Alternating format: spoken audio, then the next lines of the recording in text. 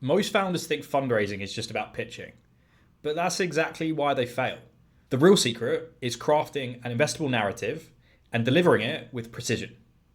A method I've used to help founders raise over 250 million. So in this video, I'm going to show you exactly how to build this narrative clearly, easily, and safely, transforming every future raise you'll ever do. Okay, so to start, you need to understand the strategy that we're going to use to make a narrative that investors love and why it's so powerful. So let me show you behind the scenes of what it's like to be an investor. Imagine you're a VC. Every day your inbox fills up with pitch decks. Your calendar's stacked with first calls. One founder after another trying to prove they're the next big thing. Most of them, same metrics, same buzzwords, same slide order. You're not trying to be rude. You're just trying to survive the busyness and find actually someone you want to invest into. So what do? What would you think you do? Right? I know what I did. I know what 99% of investors do. You start to scan. You skim. You search for one thing, the spark, the moment something feels different, worth diving into. Because here's the harsh reality. Out of the hundreds of pitches investors see each month, they seriously engage with one or two. That's it. One or two entrepreneurs who truly grab their attention, founders they can actually picture wiring money to. And that's why your story matters more than anything else. And if you want to learn more about how I can help you do that and build your story together, click the link below. Otherwise, we can chat in more detail about how we can do it in this video. And you're not just competing with your direct competitors. You're competing with every other founder in that investor's inbox, calendar, and also mind. And if your story doesn't land, if it doesn't break the pattern, you're forgotten. So your job is to craft a narrative system that makes them stop, remember you, and think, this is the best founder and company I've seen all year. That's the reaction your narrative needs to spark. And that's exactly what I'm going to show you how to build right now with a very simple 3-step strategy. All right, so step 1. This is really important because if this fails, no investor will want to spend more time with you anyway.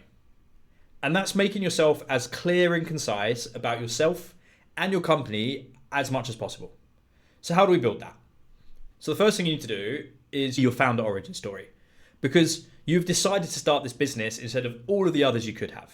This isn't about listing off your experiences and hoping for the best. Investors will just get bored if you do this, but rather you need to be doing 3 main things. So the first thing is you have to check off showing the events and reasons for why you started this. You have decided to start this business instead of all of the others you could have. Maybe you've left a high-paying job, opportunities with family or whatever. But there's a reason you decided on this exact startup and nothing else. And we need to get clear on the bottom of that and be super clear on what it is. And you need to sit down and just ask yourself, why? Why am I doing this? Why am I doing this compared to anything else? Now, the next thing your founder origin story needs is to humble brag about your experiences in a specific way. We want to show investors that you have the exact experience needed to succeed in this industry, from domain expertise to building to product. And where I see founders go wrong here and something you need to work on is by actually saying what you did. So it's not, I worked at Goldman Sachs or I worked at whatever company. It's rather, they don't really care about that. What they care about is, I led a team of 50 people doing 500K in transactions, and this is exactly what we did. Now, the last thing is you need to create some type of tension and conflict in the story of how you came to start the business. Because tension is everything in storytelling. It's what makes you memorable, and from that tension and from that release into why you're building this and why you're so great and why the company is so great, that's what makes you memorable.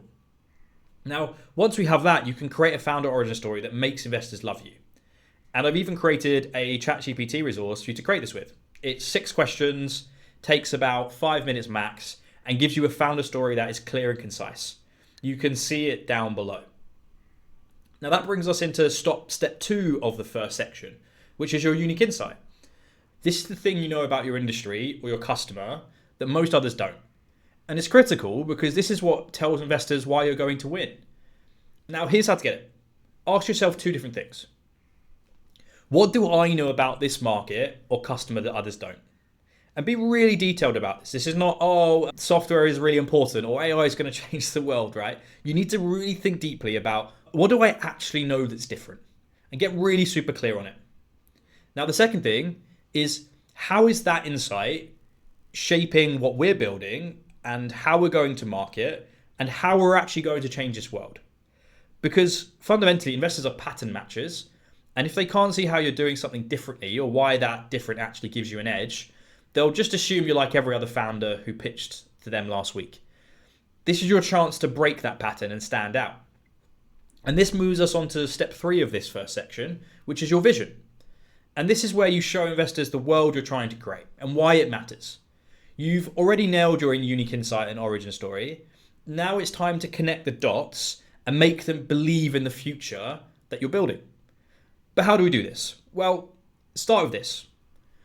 What's wrong with the world today? What's broken? What are people doing that no longer works?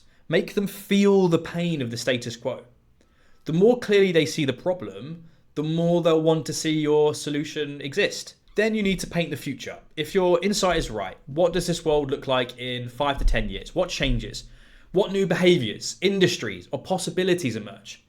Help them see that you're not just solving a problem, you're actually reshaping a category. I'll use an example here, right? When we're looking at, for example, Stripe. With Stripe, it's not just about better banking. There is an old world that Stripe was in terms of taking weeks before you can do anything. And there is a new world that Stripe created, which is being able to build a business and without hefty amounts of developers in hours, and everyone can do it. And then the last thing is you need to finally anchor it in the outcome. If that future plays out, how big could your business get? Not just in TAM, but in real revenue, real customers, real returns. This is what gets investors excited. You're not just building a company, you're building the company that defines the next era. Now, this leads us into step 2 of the main area, and that's solving a massive problem most founders face, and one that personally cost me countless of investors early on. And that's how do you effectively communicate and influence investors during meetings? Let me give you an example. Early in my fundraising journey, investors kept turning me down. And for a long time, I couldn't understand why. It wasn't my ideas or my numbers. It was how I communicated. I was unprepared for their questions, stumbled through explanations, and missed opportunities to connect with them on a deeper level. Now, the solution, you need to create a clear, repeatable system for improving communication with investors. And here's exactly how you do it. First, write down every single question investors ask you. Yes, literally every question. I like to keep a simple table listing each question clearly, and then take time to craft thoughtful, concise answers to each question. You should be aiming to start each response with a compelling story or example, and then follow up with clear data and insights. Investors remember stories far more vividly than dry facts alone, and this approach ensures answers are engaging, memorable, and concise enough to keep their attention. Secondly, and this is crucial, pay close attention to how you communicate. Whether it's your tone, your confidence, your delivery shape, how investors perceive you and your business. If you sound desperate, uncertain, or needy, investors will sense that immediately. Instead, you want to project confidence, clarity, enthusiasm. This comes from random comments you make in meetings, how you end meetings, how you word emails, how you communicate with your co-founders. These are all the nuanced, small signals to an investor on whether you're good enough, and some of the most important parts to making them feel like you're a safe bet and investable. And that's why you need to go through recordings. This is why you need to look at your emails and look back and say, did I come across as desperate? Did I come across as needy? Was I feeling and communicating in the right way that made an investor feel like I was a good bet? And the secret here is preparation. The more thoroughly you prepare before investor meetings, the more confident and persuasive you'll become. You'll anticipate their questions, know exactly how to respond, you won't ramble on, and you'll come across as the kind of founder investors trust and believe in. But hold on, how do you actually know you're saying the right things? And how can you make sure you're consistently improving your communication skills over time? Let's dive into that next, which brings us to the final step. One that seems deceptively simple, yet it's one of the most powerful strategies I've seen founders use to get investors genuinely excited. And one of the ones I've seen founders never do. In fact, this exact technique was the secret behind Derek raising $2 million. So what exactly did Derek do? He created a clear, repeatable system for practicing and iterating his investor pitch. Here's how it worked. First, Derek recorded every investor call. After each call, we carefully reviewed the recordings, taking detailed notes on what resonated with investors and, just importantly, what didn't.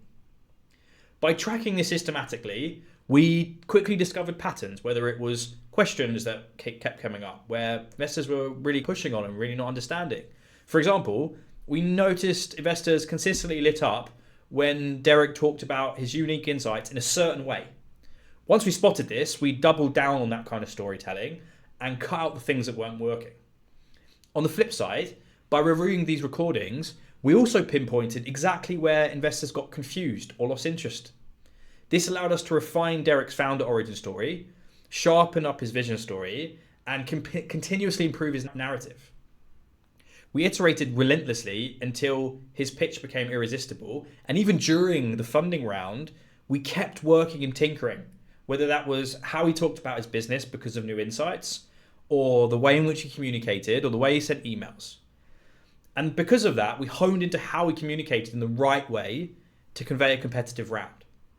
And by the time Derek spoke to the right investors, he'd already perfected his approach. He knew exactly what to say, how to say it, and most importantly, why it worked. And this systematic approach transformed Derek from just another founder into someone investors absolutely loved that allowed him to raise $2 million. And the best part, you can easily apply this same approach yourself. And there's a link below for you to check out how. If you include these 3 steps into how you build your investment round narrative, I can pretty much guarantee you're going to make investors love you and want to invest into you. But now you know them, you need to make sure that you can actually meet investors. Otherwise, it doesn't matter how great your narrative is. And you do this by creating a system that gets you as many warm connections as possible and investors coming to you. So watch this video next, and I'll show you exactly how to build your own investor network and get 100+ warm connections by the time you launch your round.